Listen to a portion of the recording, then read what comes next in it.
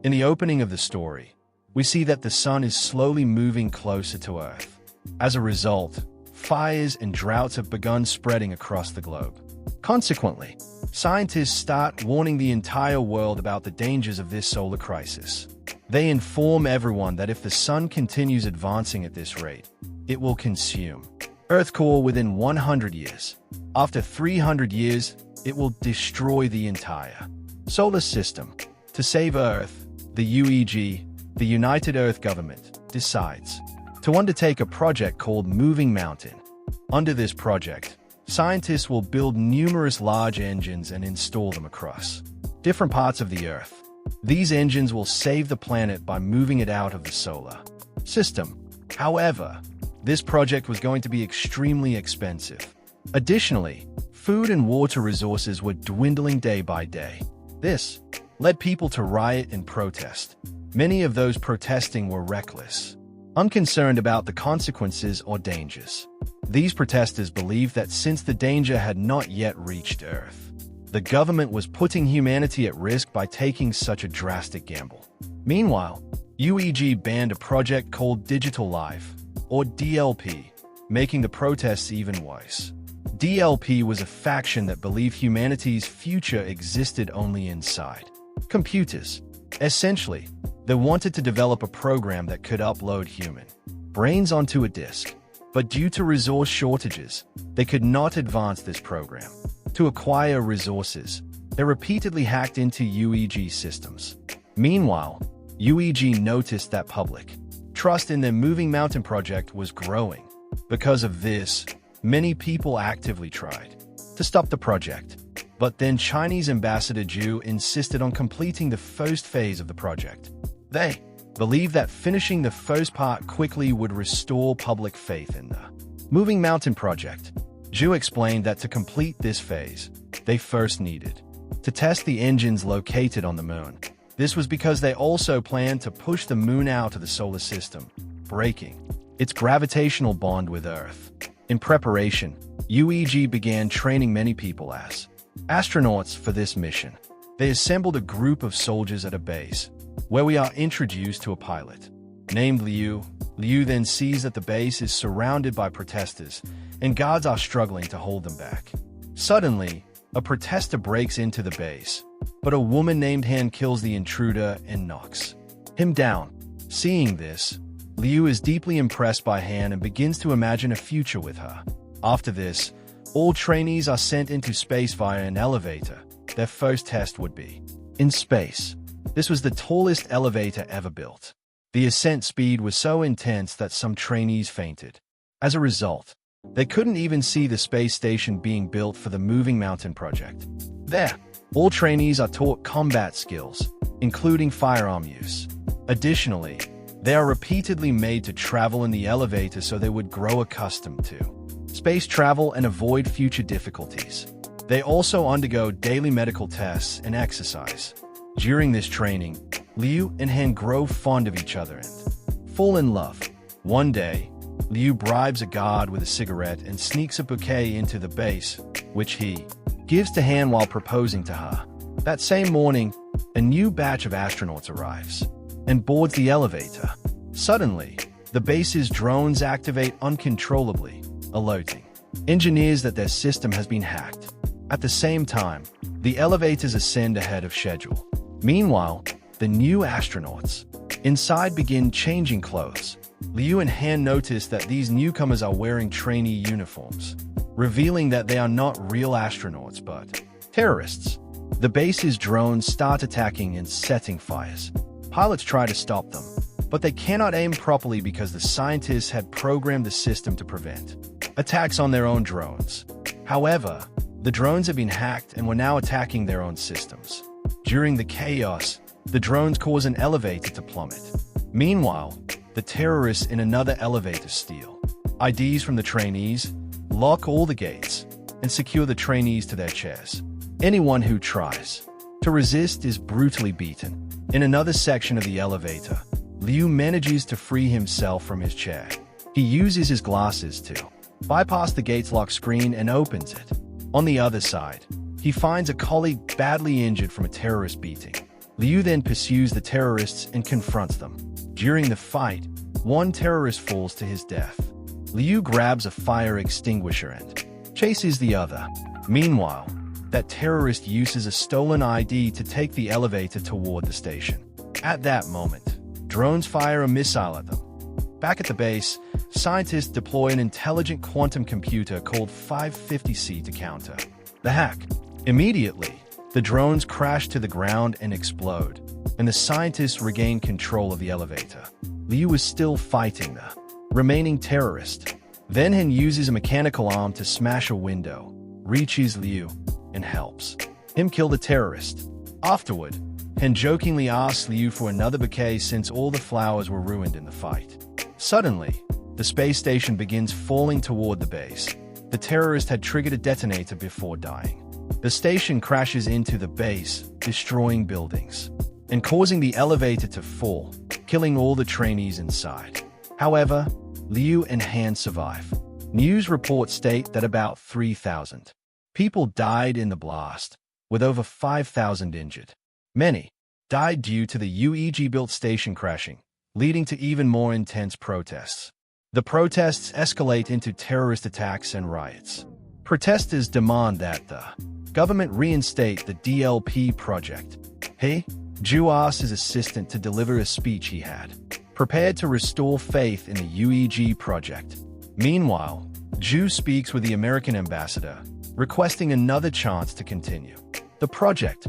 Weeks later, personnel are placed in cryosleep pods and sent to the moon to continue work on the engines. Among them is a computer engineer named Tu Hengyu, who awakens and reviews a recording from an AI called 550A featuring his daughter, Yaya. Yaya used to communicate with Tu via the 550A system. We'll learn that Tu once worked for DLP, but he joined the lunar mission to gain access to 550C. The 550C system controls the entire base, and Tu hopes to use it to create a stable AI clip of Yaya, briefly restoring his deceased daughter's consciousness. While working with the team, Tu discovers that a computer researcher named Ma Zhao oversees 550C and wants Tu to assist with system operations. Together, they conduct the first test of 550C by activating each sector of the base. While waiting, Ma Zhao gives Tu a digital copy of his own brain, confiscated by the company after the DLP ban. Ma Zhao tells Tu that it is his choice whether to destroy the copy or not. Later, Tu shows Ma Zhao a clip of Yaya. This triggers Tu's memory of the day. He was driving with his wife and daughter. Suddenly, their car collided with a truck, killing his wife instantly. Yaya survived briefly, so Tu took her brain to DLP, hoping to preserve her consciousness digitally. But they couldn't help him because their technology was not yet ready. During that time, Tu met Ma Zhao, who was working with DLP. Ma Zhao uploaded Tu's consciousness into an AI called 550A. Now, Tu asked Ma Zhao to use 550C on Yaya to fully transfer her into the AI. Ma Zhao replies that 550A should be sufficient for Yaya. Suddenly, the system detects an approaching Z9 level solar storm, prompting everyone to evacuate to the base. Their vehicles are slow, but they manage to secure all the engines before the storm hits. However, the 550C AI is severely damaged in the process. With the project launched just 3 days away, they urgently need a replacement AI. Tu asked Ma Zhao for his 550A AI. In return, Ma Zhao asked Tu to join the team developing future 550 models. Ma Zhao agrees, and Tu extracts Yaya's brain disk from the AI. 3 days later, the team tests the engines. The moon shifts slightly for a few seconds, thrilling the team. This proves that within 20 years, they can fully separate the moon from Earth. This success makes people worldwide believe in the Moving Mountain project. Months later, they test an engine on Earth, causing all screens to go black. People assume the test failed, but then the ground begins to shake. Meanwhile, astronauts on the base see a bright light in the sky. This confirms to UEG scientists that Earth has moved slightly from its original position. the world celebrates. Over the following years, UEG builds more powerful engines designed to push Earth and the Moon away from the solar system. The project is now called the Wandering Earth. Using 550C, many structures are built, and UEG conducts annual tests that consistently prove the theory. Public trust grows, and DLP fades into obscurity. There is also discussion that people will need to buy passes to enter. The government built underground cities. It is observed that Earth's rotation is slowing, extending a day from 24 to 60 hours. The global internet is also shut down. Other issues like floods and solar radiation increase cancer rates. Liu and Han get married and have a baby boy. They worry because they haven't secured an underground city pass for their son. When Han is diagnosed with cancer, their anxiety deepens. Meanwhile, Tu Hengyu uses the new 550W development to create an AI for Yaya. We are told that 14 years have passed since the station disaster, and Liu is now a major.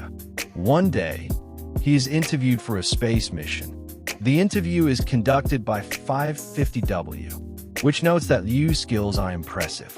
550W also mentions Liu's family problems, suggesting he should stay on Earth to care for them. Liu replies that leaving his family is difficult, but he must return to the base to secure a pass for his son. On the other side of the glass, project scientists observe the interview. Hearing Liu's words, Tu Hengyu is reminded of his own daughter. 550W then states that Han is nearing death, which will emotionally break Liu and cause him to fail the stress test. After the interview, Liu visits Han in the hospital.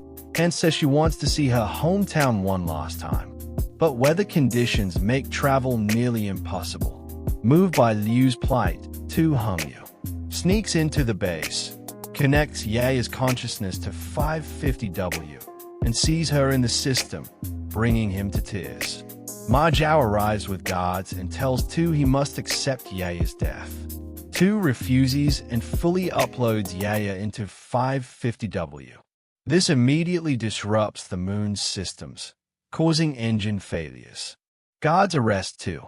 Ma Zhao removes Yaya's disk and shuts down the 550W AI.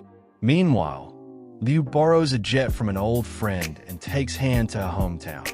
They land in Shanghai, now a frozen wasteland. Under the stars, Han tells Liu she wants to die in peace when the time comes. At UEG, officials discuss the system malfunction caused by Tu and note its similarity to the drone and elevator hack years earlier. They attempt to hack into 550W to fix it, but are repeatedly blocked. Suddenly, the Moon's engines explode, sending the Moon hurtling toward Earth. Meanwhile, Ma Zhao stands by the sea and sends an emergency alert to global leaders as a tsunami builds and strikes the coast. Due to the crisis, Liu is recalled to duty. Leaders begin opening underground cities to protect people from the tsunami. Han passes away before Liu's mission begins, so their son is taken to the underground city by Han's father. Ma Zhao requests global support to use all of Earth's nuclear weapons against the Moon to prevent a collision. All nations agree to provide their weapons. Ma Zhao visits Tu in prison, telling him they need to activate Earth's engines immediately, which requires restarting the global internet. Ma Zhao explains that a key internet server is submerged and needs Tu's expertise. Tu refuses until Ma Zhao shows him Yaya's brain disk, forcing Tu to cooperate. Meanwhile, Liu and other pilots are chosen to transport the nuclear weapons. 3 teams are dispatched to Beijing, Tokyo, and Dallas to restore the lost internet connections. The pilots launch toward the Moon, but asteroids collide with the shuttles in space, destroying many, and costing them 200 weapons. They now have only 180 remaining. Shortly after, the remaining shuttles reach the Moon, but another asteroid strike causes Liu's shuttle to crash land. They lose 384 more weapons. Survivors search for tape to repair broken helmets and bandage wounds. They decide to plant the remaining warheads on foot, but Liu refuses to risk the younger crew. He exits the shuttle alone and seals the hatch. On Earth, the three teams reach the submerged service sites. Tu's team in Beijing uses drones and tools to enter a flooded building in search of the server room. Forcing the door open, one team member is critically injured. Ma Jiao tries to treat the wound but lacks proper equipment, and the man dies. Tu and Ma Jiao then focus on re-establishing the connection. On the moon, Liu retrieves weapons from a wrecked truck. Suddenly, lunar debris strikes Earth, shaking buildings and trapping Ma Jiao under fallen hardware. Water begins flooding the room. Tu cannot open the door with his drone, so Ma Jiao quickly gives him a password key. But before escaping, Ma Jiao drowns. Meanwhile, lunar fragments destroy major cities, causing panic among those heading underground. UEG receives devastating news. There isn't enough time to detonate the warhead simultaneously. But a team member suggests that if more astronauts manually trigger the bombs, the mission could still succeed. This would require a suicide mission, astronauts sacrificing themselves to save the world. They need 300 volunteers. An older pilot declares that this duty belongs to the veterans. The younger generation must survive to secure the future. All senior pilots are sent to the moon. Liu is shocked to see them arrive, but his broken communicator prevents him from saying goodbye to his former instructor and comrades before they head to Earth. Meanwhile, UEG announces that Tokyo and Dallas servers are back online, but Beijing's is still down. In Beijing, we see Tu in the flooded room, struggling to connect the key to the correct computer. On the moon, the astronauts begin manually detonating the nuclear weapons. Simultaneously, Tu connects his consciousness disk to a computer, initiating the moon's destruction. But lunar debris is still speeding toward Earth, so Earth must move immediately. Tu activates Yaya's clip, shows her the key, and instructs her to restart the internet from within the system. The room floods completely, and Tu dies. Meanwhile, lunar debris begins raining down worldwide. UEG sends an emergency message that the mission has failed, sparking riots. But Ma Jiao's team refuses to give up and begins a countdown to ignite Earth's engines. In Beijing, Tu's consciousness activates within the computer, and he reunites joyfully with Yaya. Tu's digital form accesses the AI, activates the internet server, and follows Ma Jiao's final orders. A technician starts the engines, and Earth begins moving, narrowly avoiding the lunar debris. The world celebrates.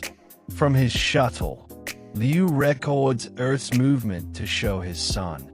Meanwhile, the merged consciousnesses of Tu and Yaya reside within 550W. The film jumps ahead 7 years. Earth's rotation is back to 24 hours, and Ma Jiao has retired.